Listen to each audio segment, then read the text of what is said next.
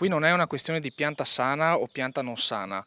sono quelle che o pendono verso il Longhella o vanno verso la pista ciclabile e sono con rami ad inclinazione forzata, quindi vuol dire che sono piante che possono andare a finire dentro al canale. Risponde così il sindaco di Marostica Matteo Mozzo alla nostra telespettatrice che ci ha contattati perché è preoccupata del taglio delle piante lungo il torrente Longhella e comunica la sua intenzione a proseguire con i lavori così come da programma. Capisco tutta la buona volontà e la volontà di mantenere integro e decoroso il territorio urbano, ma prima di tutto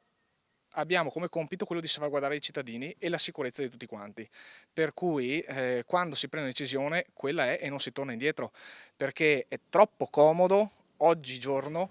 lamentarsi che i lavori non vengono fatti e poi quando vengono fatti dire che non si dovevano farli. A proposito dei lavori sul Longhella, Stiamo facendo tutte quante le valutazioni per la riapertura di alcuni fossi e alcuni canali che in aree private, diciamo che accidentalmente nel corso degli anni sono chiuse,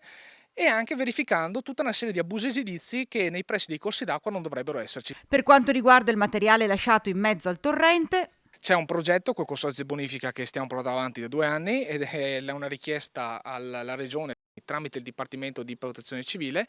per l'asportazione di tutto il terreno all'interno del Longhella. È un progetto importante, la prima tranche che prevede un investimento di diciamo oltre 1 milione di euro parte dal confine del Comune di Nove fino all'ex Hotel Fastugo per poi andare a nord. In questo modo naturalmente garantiamo la sicurezza idraulica del Longhella. Col Servizio Forestale, col Genio Civile e il Consorzio Bonifica stiamo facendo tutti